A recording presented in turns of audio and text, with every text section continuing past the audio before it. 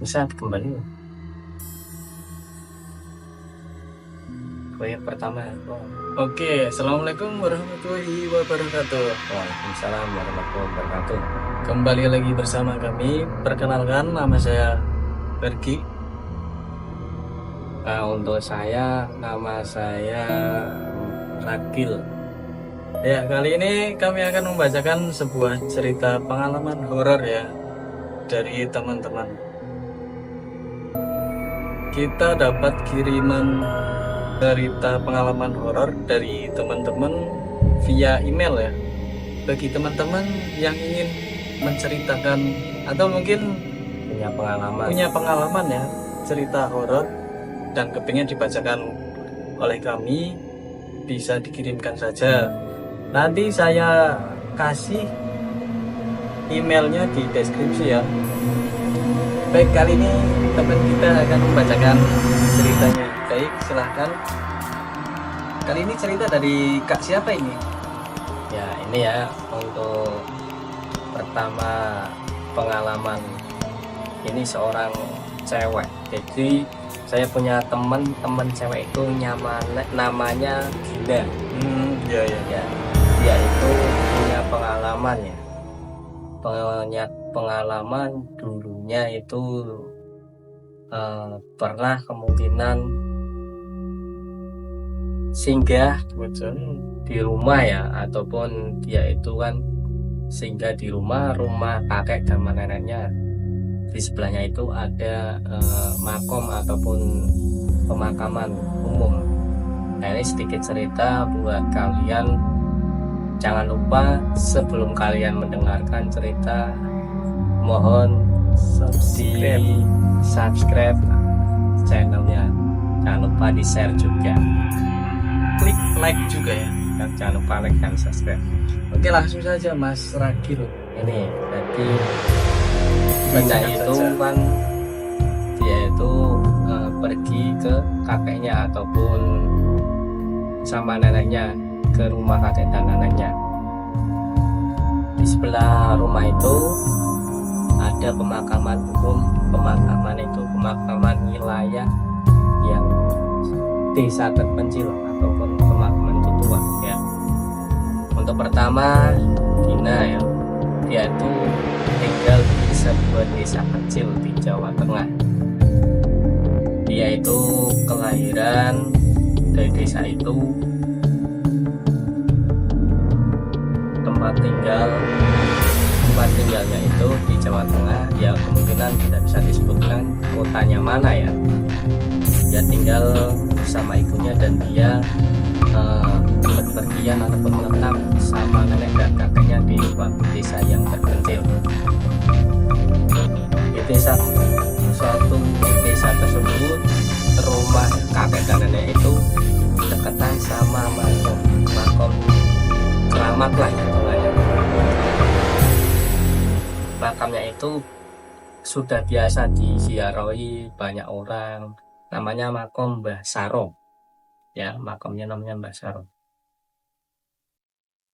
Katanya itu kemungkinan dari masyarakat itu, beliau ataupun makam tersebut adalah seorang dukun sakti yang wafat pada puluhan tahun yang lalu ataupun pada tahun-tahun yang sebelumnya, yang tahun lalu. Banyak orang datang minta berkah, rezeki ataupun jodoh, kesaktian di sana. Jadi makam tersebut itu makam keramat yang disebut oleh masyarakat ataupun katanya masyarakat itu selalu didatangi para orang-orang yang mau minta rezeki, jodoh maupun kesaktian di sana. Kayak pesugihan gitu ya, Ya, juga buat pesugihan lah ya. cari jodoh juga ya, bisa ya. Cari jodoh dan maupun untuk meningkatkan kesaktiannya. Oke.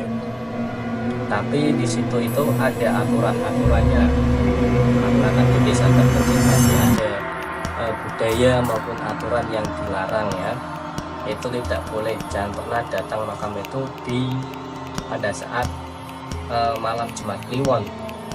Karena kalau pada saat malam Jumat Kliwon itu banyak orang-orang yang ritual. Nah di situ teman saya yang namanya Dinda ya, itu orangnya itu tidak percaya ataupun kurang meyakini dalam hal-hal mitos ataupun hal-hal cerita masyarakat Gaib mitos gitu ya. secara gaib yang ada di situ. Karena tidak bercerita, malam itu Dina pulang kampung ya untuk liburan kuliah karena bosan. Karena bosan dia itu sama teman-temannya naik motor keliling desa tersebut. Jadi dia itu kan habis kuliah kan di daerah Jawa Tengah, dan desanya itu kan dia menetap sama kakak dan neneknya di desa itu. Dia setelah pulang kuliah sama teman-temannya dia keliling pakai motor. Salah satu dari mereka ataupun teman-temannya itu namanya itu Bayu itu menantang ataupun mencobalah, dia tidak percaya untuk melewati kompleks makam tersebut yang dinamakan makam keramat itu, karena kan menurut masyarakat di daerah desa tersebut makam itu keramat. Jadi Bayu itu menantang mencoba melewati kompleks sekitar makam tersebut. Karena Bayu itu orangnya agak penasaran, dia mencoba berkeliling di sekitar makam kompleks tersebut ya.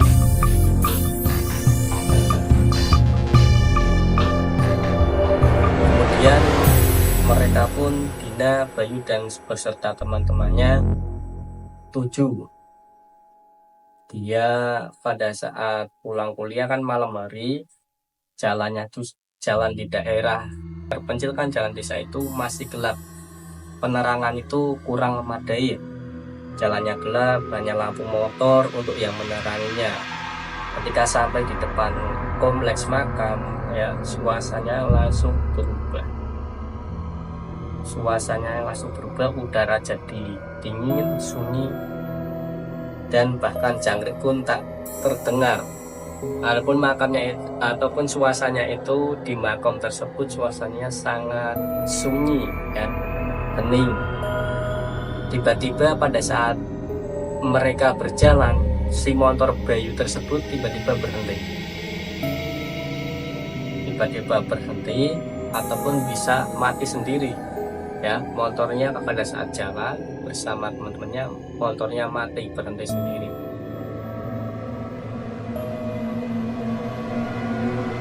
Kemudian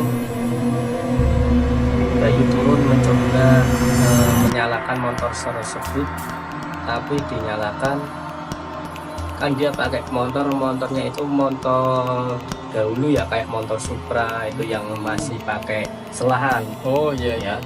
Dia diselah masih nggak nyala, diselah lagi nggak nyala. Pada saat itu Dina melihat ada seseorang berdiri di dekat nisan ya, nisan di batu nisannya ada orang berdiri.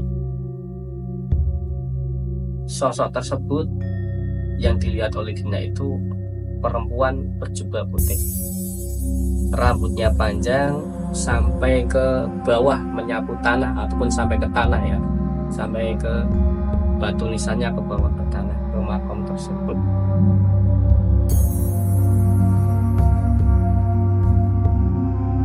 Kemudian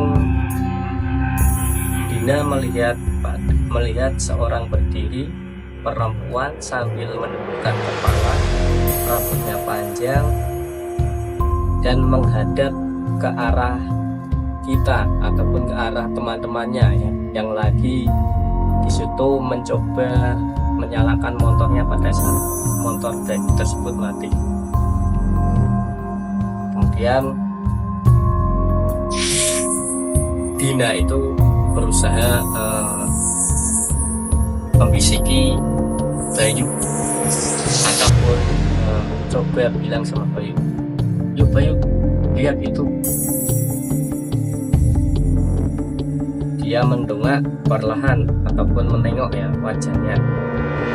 Jika tengok wajahnya itu hancur, terbakar, matanya kosong, hitam legam, lidahnya juga menjulur panjang seperti akar pohon. Ya, berarti wajahnya itu sudah hancur, matanya juga kosong ataupun hitam ya, hitam pekat itu. Kemudian lidahnya itu sampai ke bawah. Lidah itu melihat sampai sama kunci. Terus kemudian kami lari ya, Dina dan teman-temannya lari sekuat tenaga karena motornya nggak bisa jalan lagi, ditinggal ya.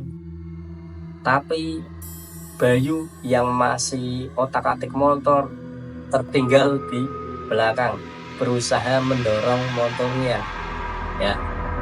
Dina sama teman-teman lainnya itu lari ketakutan, tapi si Bayu ketinggalan ceritanya itu, masih berusaha mendorong motornya yang mati.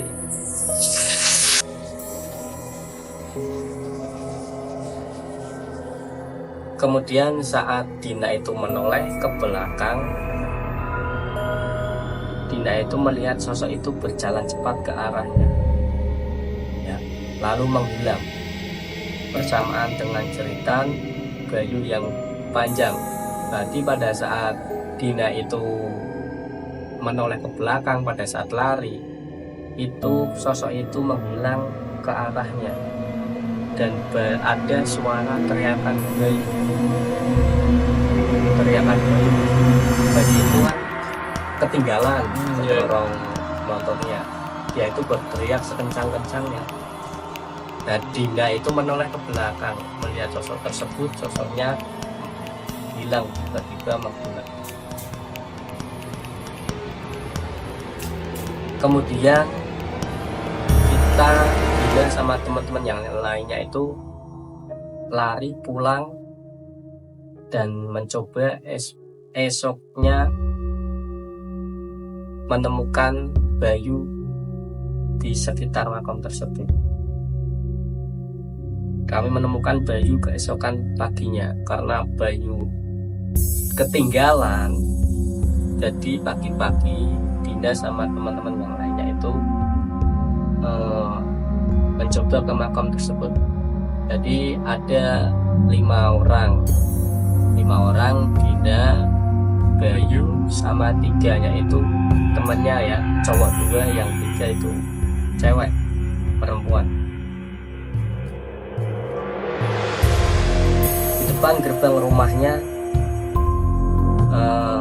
tidak sadarkan diri, matanya melotot, mulutnya terkunci. Jadi Bayu itu kan ketinggalan di makam. Dina mencoba menghampiri di makam, tapi Bayunya sudah tidak ada di makam tersebut ya. Karena Dina itu mencoba ke rumah,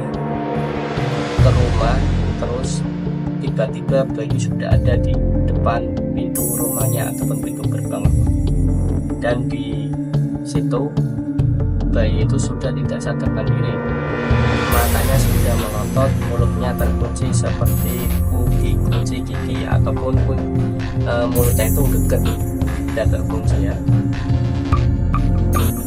Di tangannya ada segumpal tangan dan yang masih basah ya.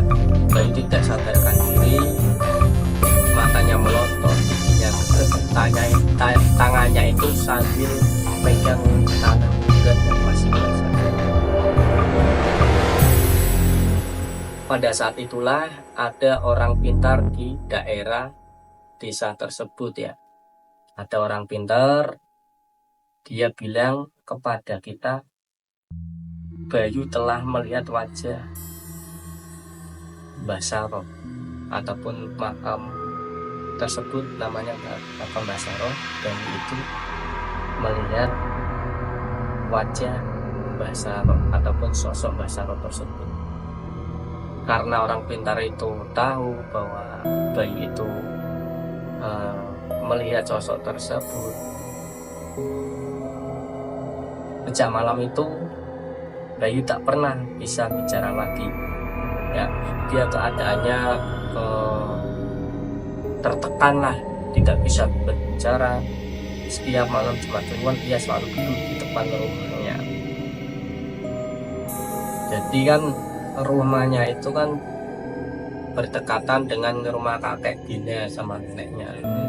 Ya, rumah Bayunya itu teman kuliahan yang di desa Jawa Timur. Kita lanjutkan. Bayu sejak malam itu tak pernah bisa bicara lagi. Tiap malam Jumat Kliwon ia selalu duduk di depan rumahnya, matanya menatap kosong ke arah makam. Jadi rumah Bayu sama rumah kakek nenek itu berhadapan, tapi di sebelahnya itu ada makom. Makom keramat. iya. Nah, di saat itu Bayu menghadap duduk ke arah makom tersebut pada saat malam Jumat Kliwon, gara-gara ada kejadian kemarin. Dan sampai sekarang jika kalau lewat sana di malam yang salah, mungkin akan melihat sosok perempuan putih berdiri di batu nisannya seperti kemarin malam. Jangan pernah menatap wajahnya, jangan panggil namanya, atau dia akan mengikutimu sampai pulang.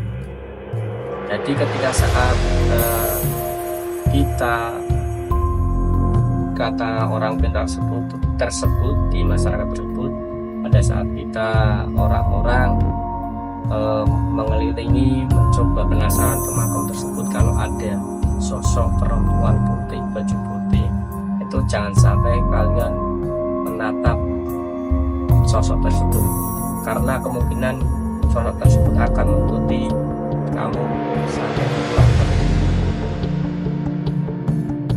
Itu kemungkinan ya ceritanya. Kita lanjutkan di bab selanjutnya. Karena ini dong.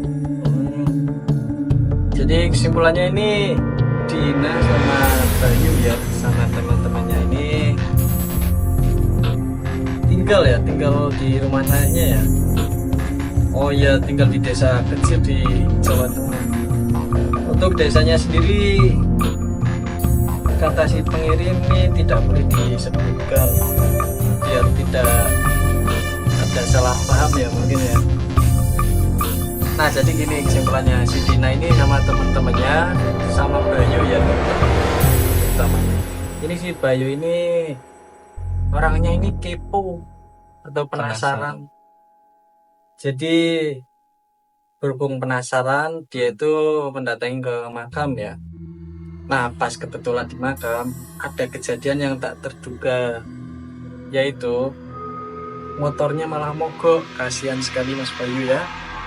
Tapi rasa solidaritas sudah hilang ini dari si Dinanya sendiri sama teman-teman berempat ya berarti ya. Si Dina sama si Dina sama 3 orang ya berarti. Iya. Jadi 4 orang ya. Yang 3 cewek. Nah itu malah ninggalin si Bayu. Tapi si Bayu masih takutin sama si motor. Kenapa nggak ditinggalin aja si Bayu? Tapi berhubung sudah diselamatin juga ya. Tapi pas sudah disamperin di makamnya juga hilang ya si Bayu, udah nggak ada ya. Udah nggak ada. Bayu malah udah balik, malah mungkin entah ada orang masyarakat. Entah mungkin tebakan saya ini si Bayu mungkin udah kemungkinan ya diikutin sama si sosok penunggunya itu. Siapa itu tadi Pak? Sama ya. Ya paling gitu aja sih. Jadinya kayak orang kesurupan atau gimana ya, kata orang pinternya. Ya paling saran dari kami ya, kalau misal ke tempat yang mungkin agak angker atau mungkin sunyi, itu kalau bisa jangan aneh-aneh ya, tetap baca doa gitu, atau mungkin numpang ya permisi lah paling enggak ya. Soalnya itu kan juga tempat yang jarang atau belum pernah kita lewatin mungkin ya. Tetap doanya lebih dikencengin lagi lah pokoknya. Kalau di jangan semena-mena ya. Tetap adab sopan santun dijaga di tempat-tempat baru ya. Ya paling itu saja sih. Ditunggu kelanjutan ceritanya, cerita pengalaman horornya yang lain ya. Saya ingatkan lagi bagi teman-teman yang punya pengalaman cerita horor, bisa dikirimkan saja di email yang tertera di deskripsi ya. Nanti saya cantumin. Oke, sekian. Saya Fergi bersama Mas Kakil.